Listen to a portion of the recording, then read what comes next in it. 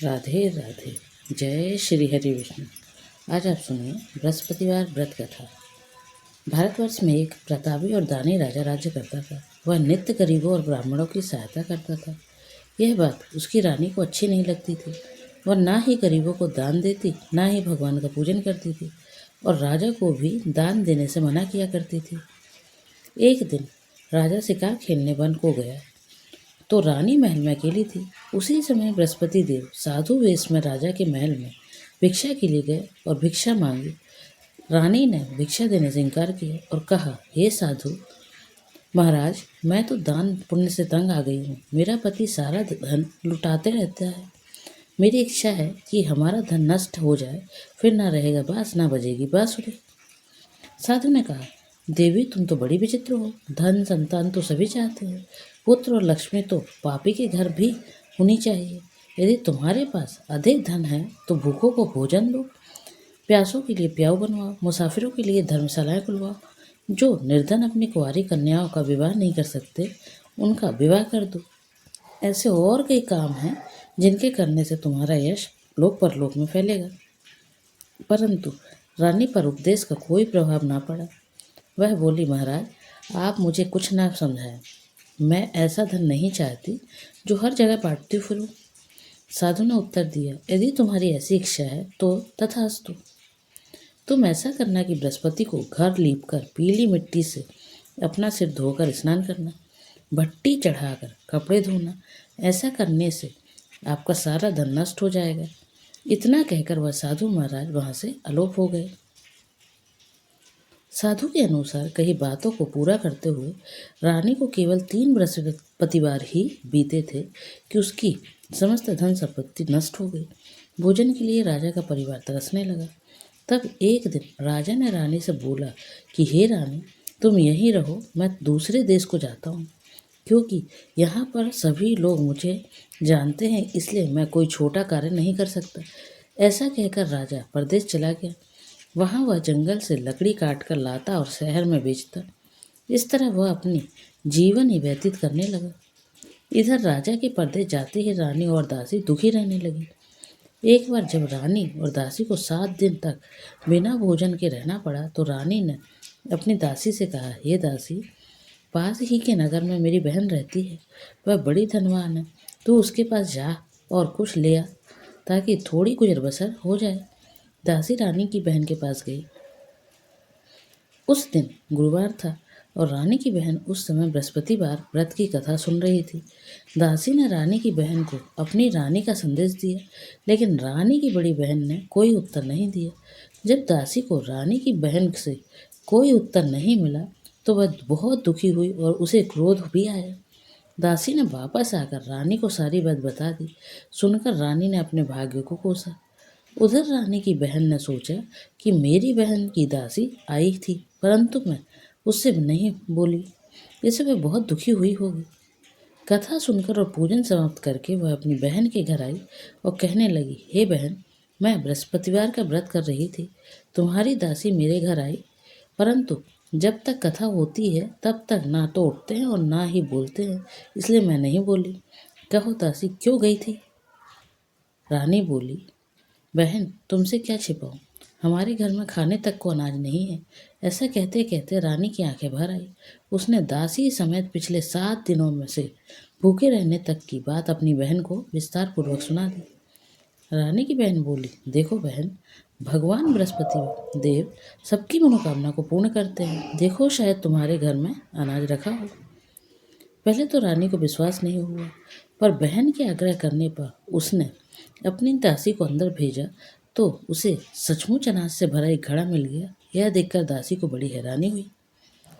दासी रानी से कहने लगी, हे रानी, जब हमको भोजन नहीं मिलता तो हम व्रत ही करते हैं, इसलिए क्यों ना इससे व्रत और कथा की विधि पूछ ली जाए ताकि हम भी व्रत कर सकें। तब रानी ने अपनी बहन से बृहस्पतिवार व्रत के बारे में पूछा। उसकी बहन ने बताया, बृहस्पतिवार के व्रत में चने की दाल और मुनक्का से विष्णु भगवान का केले की जड़ से मैं पूजन करें तथा दीपक जलाएं, व्रत कथा सुने और पीला भोजन ही करें। इससे बृहस्पति देव प्रसन्न होते हैं। व्रत और पूजन विधि बताकर रानी की बहन अपने घर को लौट गई। 7 दिन के बाद जब गुरुवार आया तो रानी और दासी ने व्रत रखा। गुड़साल में जाकर चना और गुड़ लेकर आई। फिर उससे केले की जड़ तथा विष्णु भगवान का पूजन किया। अब पीला भोजन कहाँ से आए, इस बात को लेकर दोनों बहुत दुखी थी। चूंकि उन्होंने व्रत रखा था इसलिए बृहस्पति देव उनसे प्रसन्न थे, इसलिए वे एक साधारण व्यक्ति का रूप धारण कर 2 थालों में सुंदर पीला भोजन दासी को दे गए। भोजन पाकर दासी प्रसन्न हुई और फिर रानी के साथ मिलकर भोजन ग्रहण किया। उसके बाद वे सभी गुरुवार को व्रत और पूजन करने लगे। बृहस्पति देव भगवान की कृपा से उनके पास फिर से धन संपत्ति आ गई, परंतु रानी फिर से पहले की तरह आलस्य करने लगी।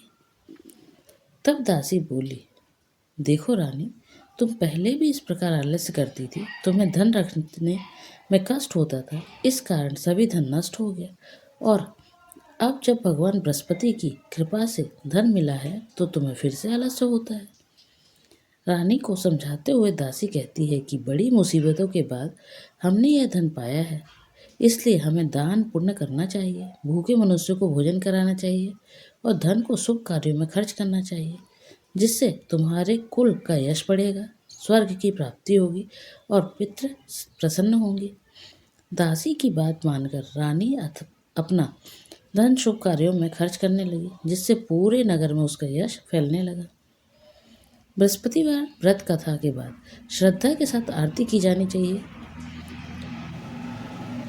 एक दिन राजा दुखी होकर जंगल में एक पेड़ के नीचे आसन जमाकर बैठ गया। वह अपनी दशा को याद करके व्याकुल होने लगा। बृहस्पतिवार का दिन था। एकाएक उसने देखा कि निर्जन वन में एक साधु प्रकट हुआ। वह साधु वेश में स्वयं बृहस्पति देवता थे। लकड़हारे के सामने आकर बोले, हे लकड़हारे, इस सुनसान जंगल में तू चिंता मग्न क्यों बैठा है? लकड़हारे ने दोनों हाथ जोड़कर प्रणाम किया और उत्तर दिया, महात्मा जी, आप सब कुछ जानते हैं, मैं क्या कहूँ? यह कहकर रोने लगा और साधु को अपनी आत्मकथा सुनाई। महात्मा जी ने कहा, तुम्हारी स्त्री ने बृहस्पति के दिन बृहस्पति भगवान का निरादर किया है, जिसके कारण रुष्ट होकर उन्होंने तुम्हारी यह दशा कर दी। अब तुम चिंता को दूर करके मेरे कहने पर चलो तो तुम्हारे सब कष्ट दूर हो जाएंगे और भगवान पहले से भी अधिक संपत्ति देंगे। तुम बृहस्पति के दिन कथा किया करो, 2 पैसे के चने मुनक्कर लाकर उसका प्रसाद बनाओ और शुद्ध जल से लोटे में शक्कर मिलाकर अमृत तैयार करो। कथा के पश्चात अपने सारे परिवार और सुनने वाले प्रेमियों के में अमृत व प्रसाद बांटकर आप भी ग्रहण करो। ऐसा करने से भगवान तुम्हारी सब मनोकामनाएं पूर्ण करेंगे। साधु के ऐसे वचन सुनकर लकड़हारा बोला, हे प्रभु, मुझे लकड़ी बेचकर इतना पैसा नहीं मिलता जिससे भोजन के उपरांत कुछ बचा सकूं। मैंने रात्रि में अपनी स्त्री को व्याकुल देखा है। मेरे पास कुछ भी नहीं जिससे मैं उसकी खबर मांग सकूं। साधु ने कहा, हे लकड़हारे, तुम किसी बात की चिंता मत करो। बृहस्पति के दिन तुम रोजाना की तरह लकड़ियां लेकर शहर को जाओ। तुमको रोज से दुगना धन प्राप्त होगा, जिससे तुम भली भांति भोजन कर लोगे तथा बृहस्पति देव की पूजा का सामान भी आ जाएगा। इतना कहकर साधु अंतर्ध्यान हो गए। धीरे धीरे समय व्यतीत होने लगा। फिर वही बृहस्पतिवार का दिन आया। लकड़हारा जंगल में लकड़ी काटकर किसी शहर में बेचने गया। उसे उस दिन और दिन से अधिक पैसा मिला। राजा ने चना गुड़ आदि लाकर गुरुवार का व्रत किया। उस दिन से उसके सभी क्लेश दूर हुए, परंतु जब दोबारा गुरुवार का दिन आया तो बृहस्पतिवार का व्रत करना भूल गया। इस कारण बृहस्पति भगवान नाराज हो गए। उस दिन उस नगर में राजा ने विशाल यज्ञ का आयोजन किया था तथा शहर में यह घोषणा करा दी कि कोई भी मनुष्य अपने घर में भोजन न बनावे, न आग जलावे। समस्त जनता मेरे यहाँ भोजन करने आवे। इस आज्ञा को जो ना मानेगा उसे फांसी की सजा दी जाएगी। इस तरह की घोषणा संपूर्ण नगर में करवा दी गई। राजा की आज्ञा अनुसार शहर के सभी लोग भोजन करने गए, लेकिन लकड़हारा कुछ देर से पहुंचा, इसलिए राजा उसको अपने साथ घर ले गए और ले जाकर भोजन करा के रहे थे तो रानी की दृष्टि उस खूंटी पर पड़ी जिस पर उसका हार लटका हुआ था। वह वहां पर दिखाई नहीं दिया। रानी ने निश्चय किया कि मेरा हार इस मनुष्य ने चुरा लिया है। उसी समय सिपाहियों को बुलाकर उसको कारागार में डाल दिया। जब लकड़हारा कारागार में पड़ गया और बहुत दुखी होकर विचार करने लगा कि ना को जाने कौन से पूर्व जन्म के कर्म में मुझे यह दुख प्राप्त हुआ है, और उसी साधु को याद करने लगा जो कि जंगल में मिला था। उसी समय तत्काल बृहस्पति देव साधु के रूप में प्रकट हुए और उसकी दशा को देखकर कहने लगे, अरे मूर्ख, तूने बृहस्पति देव की कथा नहीं करी, इस कारण तुझे दुख प्राप्त हुआ है। अब चिंता मत कर, बृहस्पतिवार के दिन कारागार के दरवाजे पर 4 पैसे पड़े मिलेंगे, उनसे तू बृहस्पति देव की पूजा करना, तेरे सभी कष्ट दूर हो जाएंगे। बृहस्पति के दिन उसे 4 पैसे मिले। लकड़हारे ने कथा कही। उसी रात्रि को बृहस्पति देव ने उस नगर के राजा को स्वप्न में कहा, हे राजा, तुमने जिस आदमी को कारागार में बंद कर दिया है वह निर्दोष है, वह राजा है, उसे छोड़ देना। रानी का हार उसी खूंटी पर लटका है, अगर तू ऐसा नहीं करेगा तो मैं तेरे राज्य को नष्ट कर दूंगा। इस तरह रात्रि के स्वप्न को देखकर राजा प्रातःकाल उठा और खूंटी पर हार देखकर लकड़हारे को बुलाकर क्षमा मांगी तथा लकड़हारे को योग्य सुंदर वस्त्र आभूषण देकर विदा कर दिया। बृहस्पति देव की आज्ञानुसार लकड़हारा अपने नगर को चल दिया। राजा जब अपने नगर में के निकट पहुंचा तो उसे बड़ा आश्चर्य हुआ। नगर में पहले से अधिक बाग, तालाब, कुएं तथा बहुत सी धर्मशाला, मंदिर आदि बन गई हैं। राजा ने पूछा, यह किसका बाग और धर्मशाला है? तब नगर के सब लोग कहने लगे, यह सब रानी और बांदी की है। तो राजा को आश्चर्य हुआ और गुस्सा भी आया। जब रानी ने यह खबर सुनी कि राजा आ रहे हैं तो उन्होंने बांदी से कहा कि हे दासी, देख, राजा हमको कितनी बुरी हालत में छोड़ गए थे। हमारी ऐसी हालत देखकर वो लौट ना जाए, इसलिए तू दरवाजे पर खड़ी हो जा। आज्ञा अनुसार दासी दरवाजे पर खड़ी हो गई। राजा आए तो उन्हें अपने साथ लेवा लाई। तब राजा ने क्रोध करके अपनी रानी से पूछा कि यह धन तुम्हें कैसे प्राप्त हुआ? तब उन्होंने कहा, हमें यह सब धन बृहस्पति देव के इस व्रत के प्रभाव से प्राप्त हुआ है। राजा ने निश्चय किया कि 7 रोज बाद तो सभी बृहस्पति देव का पूजन करते हैं, परंतु मैं प्रतिदिन दिन में 3 बार कहानी तथा रोज व्रत किया करूंगा। अब हर समय राजा के दुपट्टे में चने की दाल बंधी रहती और दिन में 3 बार कहानी कहता। एक रोज राजा ने विचार किया कि चलो अपनी बहन के यहाँ हो आवे। इस तरह निश्चय करके राजा घोड़े पर सवार हो अपनी बहन के यहाँ को चलने लगा। मार्ग में उसने देखा कि कुछ आदमी एक मुर्दे को लिए जा रहे हैं। उन्हें रोककर राजा कहने लगा, अरे भाइयों, मेरी बृहस्पति देव की कथा सुन लो। वे बोले, लो, हमारा तो आदमी मर गया है, इसको अपनी कथा की पड़ी है। परंतु कुछ आदमी बोले, अच्छा कहो, हम तुम्हारी कथा भी सुनेंगे। राजा ने दाल निकाल ली और जब कथा आधी हुई थी कि मुर्दा हिलने लगा, और जब कथा समाप्त हो गई तो राम राम करके मनुष्य उठकर खड़ा हो गया। आगे मार्ग में उसे एक किसान खेत में हल चलाता मिला। राजा ने उसे देख और उससे बोले, अरे भैया, तुम मेरी बृहस्पतिवार की कथा सुन लो। किसान बोला, जब तक मैं तेरी कथा सुनूंगा तब तक 4 हरैया जोत लूंगा। जा अपनी कथा किसी और को सुना। इस तरह राजा आगे चलने लगा। राजा के हटते ही बैल पछाड़ खाकर गिर गए तथा किसान के पेट में बड़ी जोर का दर्द होने लगा। उस समय उसकी माँ रोटी लेकर आई। उसने यह सब देखा तो अपने पुत्र से सब हाल पूछा और बेटे ने सभी हाल कह दिया।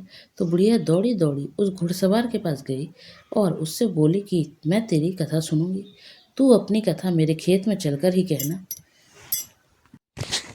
राजा ने बुढ़िया के खेत में जाकर कथा कही, जिससे सुनते ही वह बैल उठ खड़ा हुआ तथा किसान के पेट का दर्द भी बंद हो गया। राजा अपनी बहन के घर पहुंचा। बहन ने भाई को खूब मेहमानी की। दूसरे रोज प्रातःकाल राजा जगा तो वह देखने लगा कि सब लोग भोजन कर रहे हैं। राजा ने अपनी बहन से कहा, ऐसा कोई मनुष्य है जिसने भोजन नहीं किया हो? मेरी बृहस्पतिवार की कथा सुन ले। बहन बोली, हे भैया, यह देश ऐसा ही है कि पहले यहाँ लोग भोजन करते हैं, बाद में अन्य काम करते हैं। अगर कोई पड़ोसी है मैं हो तो पड़ोस में जाकर देखा हूँ। वह ऐसा कहकर देखने चली गई, परंतु उसे कोई ऐसा व्यक्ति नहीं मिला जिसने भोजन ना किया हो। अतः वह एक कुम्हार के घर गई जिसका लड़का बीमार था। उसे मालूम हुआ कि उसके यहाँ 3 रोज से किसी ने भोजन नहीं किया है।